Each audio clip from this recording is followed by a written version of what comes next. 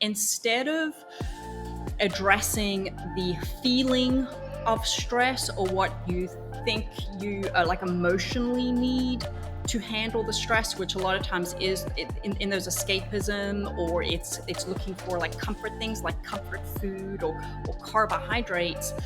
My number one thing is to focus on physiology and what you need physiologically.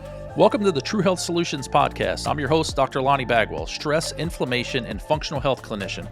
And I'm your co-host, Brigitte Spurgeon, metabolism and nutrition expert. This podcast is where we bring hope, truth, and inspiration for your holistic health journey. Because the world needs the best version of you.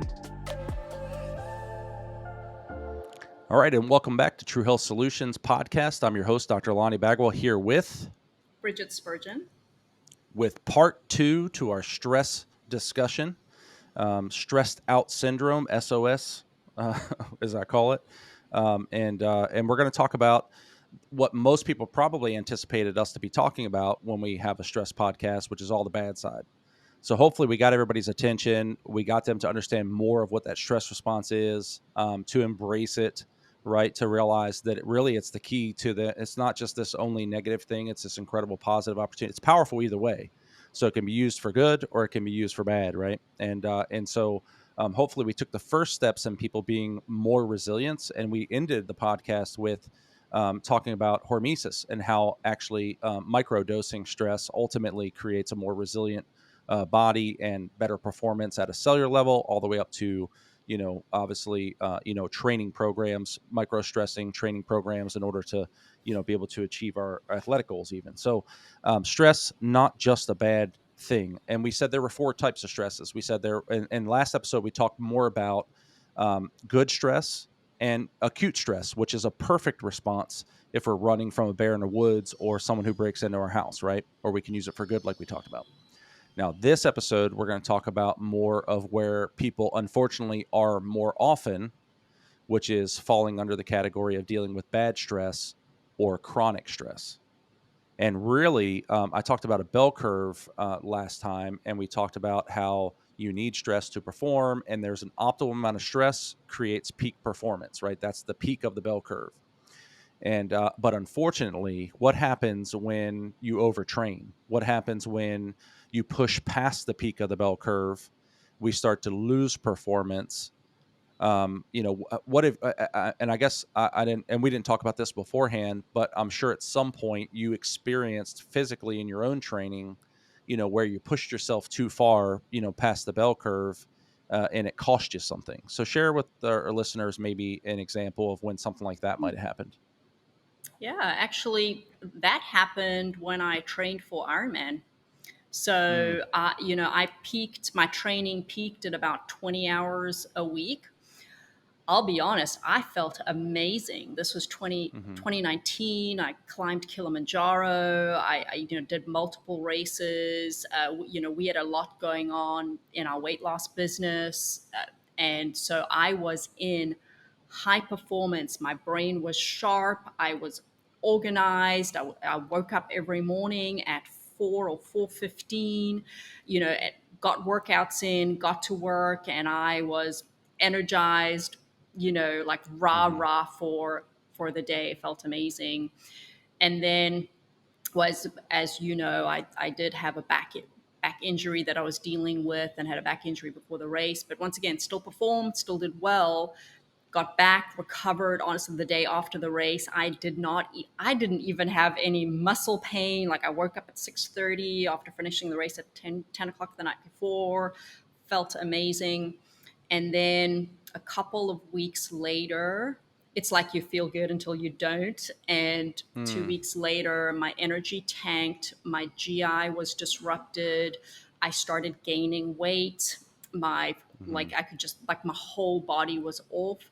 We started doing some testing, and after some different labs, we determined that my thyroid was way underperforming. In fact, it even got to that point of hypothyroidism. Of Hashimoto's. And when we dug deeper, it was because I was high performing anemic, and didn't even know it. So like the stressors, they were working well for me. I was performing well, and it was even overcoming these deficiencies that I had. And then at some point, like everything runs out, like you just run out of gas in the tank. And then I had to go into serious intentional recovery mode to address the root causes of the problem. That's good. And when I go into, and just a little bit of insight here too, when I go into corporate America, we call first thing I do is I rename the crowd, that's listening right there, and I said I'm speaking to you as a corporate athlete. And the point there is that we should be, because people might be listening and say, "Wow, that's crazy, Ironman," but we should all be approaching our life as an athlete. If you're stay-at-home mom, you're now stay-at-home mom athlete. If you're a school teacher, you're now teacher athlete. Like we have to have these concepts and ideas of peak performance and recovery, because we might be using stress, like we talked about last episode, for good, right? But we also have to be making sure that we're recovering like an athlete also, and giving a focus to that. And we'll talk about the strategies for recovering from peak stress experiences here in a little bit. But when we don't recover, we don't focus on it, and stress becomes chronic, or we go through too many negative, bad stressors all at the same time, we can get things like headaches. I'm just going to run through some symptoms here because, and there's a point to saying all of these. So I'll summarize in a second. Headaches, increased depression, insomnia, heartburn, rapid breathing and respiratory issues, weakened immunity, risk of heart attack, high blood sugar, high blood pressure, pounding heart. So arrhythmias and pounding heart, fertility issues, erectile dysfunction and missed periods, stomach dysfunction, all kinds of different kinds of stomach dysfunction, low sex drive, tense muscles, achy joints, and pain. And my point in going through all of those is because that represents about 95%, I'm going to say, of all of the patients that walk through the door. And it represents, whether it's weight loss, whether it's chiropractic, or whether it's for functional health issues, like 95% of people are experiencing some degree of some combination of those symptoms. And so when we say stress being the underlying cause of 21st century disease, and being a multi-billion-dollar cost to our healthcare system, it's not an idea or just a flippant comment. It is it's the raw data. It's the literal truth of it. And so if we don't get this stress thing under control, then it will take years from our life. I mean, that's been well documented. The more stress we have, it's inversely proportional. The more stress, unregulated, bad, chronic stress that you have, the shorter the lifespan. But more importantly, as I've said for years, it's about the years taken from your life, and the life taken from your years. I'm sorry. It's about the years that you end up living less than, right? Dealing with, like, focused on health issues instead of focused on family, et cetera, right? And the Our, compound stress that creates. yeah, our society has normalized living with the stress and through the stress. And so what happens is we never deal with it and we never hit the reset button. So if we deal with the stressor, heal, hit the reset button, then the next stressor can be a eustress. But if we Mhm. are in chronic stress, what should be a eustress becomes a like fuel on the fire of chronic stress. And that's when Yeah, someone then ends in things like adrenal fatigue, etc. absolutely. And so I just wanted to go through, on our last episode, we went through the physiological response, and we talked about how we want to embrace that physiology and use it for good. But I want to walk through it again, same list, and then put a little bit of a different twist on it. So we talked about how, before the athletic event, before the speech, before the big day ahead of us, whatever it is, we get our head right. We start to change our physiological state. Cortisol starts to go up, adrenaline goes up, heart rate goes up, vasoconstriction then increases our blood pressure. Our body dumps glucose into our bloodstream because we need quick energy. It also dumps fat into our bloodstream because we need long-term energy. We develop a temporary state of insulin resistance, so it's like pre-diabetes, but that's just so we don't reabsorb the sugars. we're not so focused on short-term memory or concentration, and our immune system is down. And that's okay for that acute state. The problem is once this becomes chronic, so now you're chronically having elevated blood pressure, chronically elevated blood glucose, chronically elevated blood lipid levels. We're literally, so again, this idea that stress is a killer. If you look at this list here, and it's in front of me on my screen right now, but if you just take the top third of the list, that is heart disease, which is the number one disease killer in the United States, right? And if you take the bottom part of the list, that is cancer. Those are the chronic physiological responses that create a state inside an environment inside your body that facilitates cancer. And then the other two chunks that I would pull out, there's one part of the list that actually is all diabetes. You probably heard that as I was going through the list. And then the last part, which we didn't talk as much about, but it relates to what people most often assume stress to be, which is that emotional thing. It's our mental health crisis. And so, again, the top four most deadly or most disruptive things to life that we experience as Americans are literally a stress response that's gone out of control. So it's not even a question of, chronic stress. If we don't, embrace this thing, it absolutely will take years from our life and life from our years. And it's black and white. It's as black and white as can be. I think, Dr. Bagwell, that most people, though, like they can relate to everything you're saying, and they experience that and they know that it's bad. But like, one, if they're not identifying it, they don't know how to handle it. But I think a lot of people would say, but I just don't know what to do. Like, how do I Mm-hmm. combat the stress? How do I heal? Like, or how do I live in the lane of my job and my kids and my finances and my goals? Yeah. Yeah, that's Excuse the good. And I fly think that buzzing around me. that's all right. And it adds just a little bit of eustress for the better performance of the podcast. No big deal. The idea here is first and foremost, again, just knowing what stress is, not making it the ominous unknown. I think we've done a good job of that over a couple of podcasts, and just really embrace this idea that it's an appropriate response of my body, and it can be regulated, and it can be. I mean, we could do 20 more episodes on stress and start getting into the neurology and all those things. But at the end of the day, just knowing it for what it is at a 30,000 foot view, and not being so afraid of it anymore, and knowing that there is something that you can do about it. And then the next thing is, I am going to talk about time. I just really felt compelled to talk about that because in society today, this is something that I think that we don't have a great handle on. And if you want to Google this, it's called Covey's quadrants. I think my first strategy, other than understanding what stress really is to start to look at life through the four quadrants that Covey gave us. And if you've ever heard of this before, on one side of the quadrant, it talks about important or not important. And on the other side of the quadrant, it talks about urgent or not urgent. And I don't want to get into the details of it and try to use words to explain graphics on a podcast or whatever. So again, look up Covey's quadrants. But bottom line is, if we're spending, there's things that we can't control here. So if there's something that's urgent and important, that's like an emergency. Okay. So we have an incredible acute stress response that will help us get through those instances really, really well.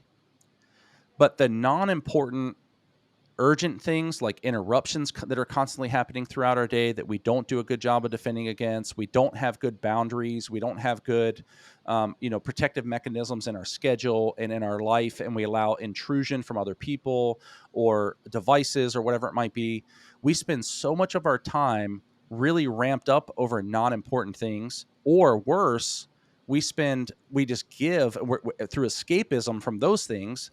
We spend so much time in not urgent, not important things. These are just total time wasters.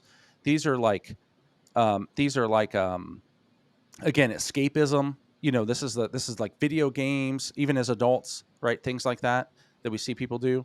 And so we spend so much, either we have real emergencies, we have fake emergencies, which are like interruptions, or total escapism. And the more time we spend in those three quadrants, the more stress we're going to experience. and the more we're going to drive into that quadrant 4 and trying to escape from it, and then unfortunately in a lot of people's cases, right, that ends up being a very destructive behavior, right? This is where pornography comes in. This is where alcohol comes in. This is where, so if we don't figure out a way to spend more time on the things that are in the fourth quadrant, which is not urgent but very important, the more time we spend in not urgent but extremely important things, the more we avoid the interruptions, we set good boundaries, the more we avoid the emergencies in quadrant 1, right? And the more we're loving life and doing the things that we're called to do and building the relationships that have been gifted to us, and the less we want to escape. And so I think that, and we could talk about this, we could do whole podcasts on this, but the more time we can spend in quadrant 2 of Covey's quadrant, which is the not urgent but super important things, then the more that we are building our resilience, continually building our resilience. So my first strategy is just pay attention to the important things and give more focus to those things. The way And that how I about do you? that, What's your number one strategy? Oh, go ahead. oh, I was just going to say the way that I do that is having my calling, my purpose, my vision crystal clear, and then aligning my goals with my purpose. And then my activities are going to be aligned with my goals, and those are in the important category. And so I'm going to spend my energy, my focus and my Hmm. time on those activities, and I'm going to have strategies to minimize the interruptions, like you called them, or the escape activities. That could be scrolling through Hmm. Facebook, that could be Netflix shows, that could be mindless YouTube or something. So it's getting, Right. minimizing those and then increasing your time and focus for your And you important said it right there activities. too. And maybe I should have been more clear on this, because you said minimizing. It doesn't mean you don't watch TV. It doesn't mean you don't, do things that your spouse wants to do or whatever, like but it's trying to, the more time we spend away from our purpose and the important things in life, the more stress we're going to impose on ourselves, right? Because the distance between where we're at and where we're called to be is tension, right? So we're going to create more tension. That's so good. So, so my number one thing is going to be instead of addressing the feeling of stress or what you think you like emotionally need to handle the stress, which a lot of times is in those escapism, or it's looking for like comfort things like comfort food or carbohydrates. My number one thing is to focus on physiology and what you need physiologically to combat the stress or to deal with the stress or to move towards your goals. And so, certainly as a nutritionist, I'm going to focus on nutrition. And so, but how do we focus on nutrition? What is the best nutrition? And so you're going to think of it in two ways. One, nutrition that supports reducing inflammation in your body, so anti-inflammatory nutrition. So it's actually it's counterintuitive, or it's like the opposite of what you think you need when you stress. You think you need like your body wants to make you crave the carbohydrates, and there's physiological reason for that, because the body thinks Hmm. you Hmm. need sugar in your bloodstream, or you're also going to, so Right. you'll crave the high fat, high sugar things, just from what Dr. Bagwell said, because the body wants to dump the glucose and the fatty acids in the bloodstream for energy needs. So what you want to do though is you want to focus on the anti-inflammatory things. So that's going to be obviously your vegetables, your proteins, your high antioxidant foods. So that's going to be like your blueberries and your greens and your cruciferous vegetables, and your healthy omega foods like your salmon and your butter and your meats and things like that. And so, and another way to look at this with supportive nutrition, so one, anti-inflammatory, and then you're also going to look at it for nutrition that supports healthy insulin regulation or blood glucose regulation. So they really tie together. That is going to be your lower glycemic foods. That's going to, once again, your proteins, your healthy fats, and your vegetables and fruits. That's good.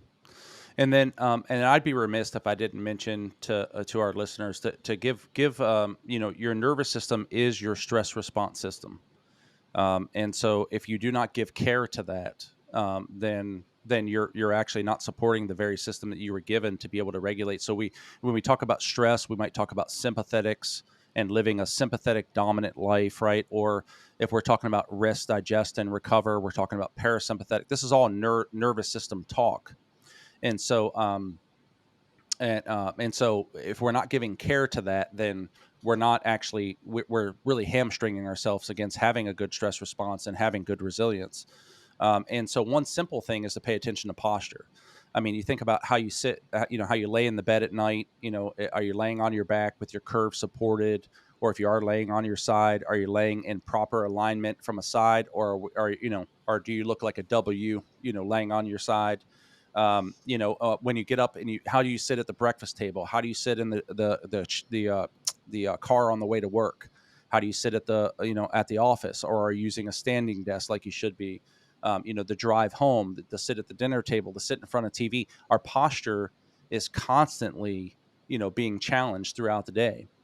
And what most people don't realize is that if you lose the curve in your neck or your head goes too far forward, it actually starts to put tension on the nervous system, on the spinal cord itself, which again, a lot of people don't realize that when you stretch that dural sheath, that protection outside of the nervous system or surrounds the nervous system, that actually shifts you into a more sympathetic dominant or more stressed state.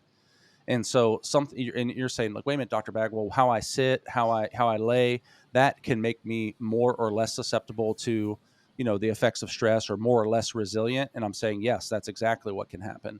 And of course, wherever you're watching this podcast, you should have, obviously, it could be remiss if I didn't refer you to, your local chiropractor if you're not already getting adjusted, and make sure that they're the ones that are equipped and capable of being able to make sure that they're removing interference from the nervous system and helping support proper posture and less interference with the nervous system, so that you can be more resilient, and build up your resilience over time to the stress. Because that's one thing that maybe we didn't say enough, but stress is coming. So focus on resilience is the key here, not so much focusing on the stress itself, right? So when we change our time, when we change our nutrition, when we're changing our posture, getting adjusted, we're focusing on being as resilient as we can be, because we know life's going to happen. So with that said, what's your second strategy for everyone to help combat the effects of stress and or become more resilient? Yeah, I'm going to say movement and Mm-hmm. or exercise. And I feel like movement's so important for so many reasons. But for one, through movement and exercise, you're going to release endorphins that your body needs. So, like your neurotransmitters, like your serotonin and your dopamine, and those are even going to, if those are in healthy levels, that's going to help you rest better, sleep better. But also it's getting the circulation going. So in our culture where we're sitting at desks all day, we're not supporting healthy circulation. And so that's, getting the oxygen to the brain and to the muscles and around the body, nutrient transport around the body. And also when we exercise, it's you're taking time for yourself. You're reinforcing that it's important to pause for yourself in the day, and it just allows your brain actually to switch focus. Like if you're focused on work the whole day, or if you're focused on problem solving the whole day, just like shifting your focus really helps. And I've even seen like walking described, or movement described as like meditation in motion.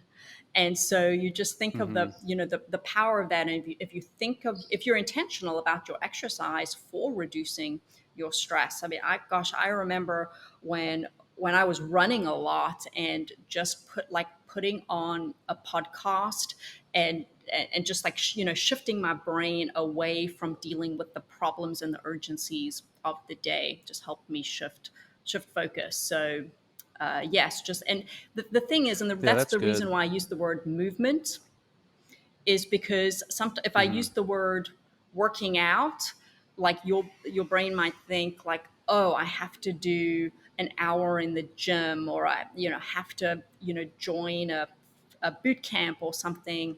But it literally can just be, honestly, like walking barefoot outside for 10 minutes, or doing stretching, or yoga, or, it can be, 15, 30 minutes of movement is going to be powerful for your day. Yeah, and there's very few things in all of the literature that have been proven time and time again to combat the effects of like I think exercise has been shown repeatedly to outperform depressive medications in fighting Yep. depression. And there's very few things that have been shown to combat the effects of stress more than just getting your body moving. So you're spot on with that one. And then everybody always asks about supplements, and we're definitely we're not the people that want to throw supplement at everything. We don't want to do the natural version of pill for every ill. But there are, and the type of supplements we use are important. And so there are two that we will use to help people. But the reason why we use those two is because they're unique and because they are 100% congruent with everything we've talked about on the last couple of podcasts and that we teach patients clinically in the office. And the first is ashwagandha, which many probably have heard of by now, because it's an incredible adaptogen. I mean, it does some really cool things, but it literally is. When you look up what does ashwagandha do, it literally says it increases resilience. I mean, that's literally part of the definition of what it does. Increases immunity. It's an antioxidant. So ashwagandha helps bring your highs down or your lows up. So it literally, like we're talking about on 2 episodes, talking about the good and the bad, ashwagandha literally stands in the middle of these 2 episodes and helps draw that back into the center line. And so we love ashwagandha as a foundational supplement for so many things in the body. And then the other thing that people probably have heard less about is called kava. And the reason why I love kava is because I love the nervous system, and it is actually a parasympathetic stimulant. So it actually draws your your rest, digest, recover. It actually draws your physiology towards that. And so, and it also increases serotonin. It increases dopamine. Like again, some of the stuff that we've talked about either on this episode or past episodes. And so I love that because you're either in sympathetic or parasympathetic. So again, I love it because so many people want to focus on stress management. I don't want to manage stress. I want to actually stimulate my parasympathetics. I want to manage my rest. I want to manage my digestive health. I want to manage my recovery. So I build resilience, not trying to manage the stress state that's causing the destruction. And there's actually a supplement that's congruent with that philosophy, and it's called kava. So I love ashwagandha and kava. Any other last thoughts before we check out on this episode on stress? Anything else you want to leave anybody with?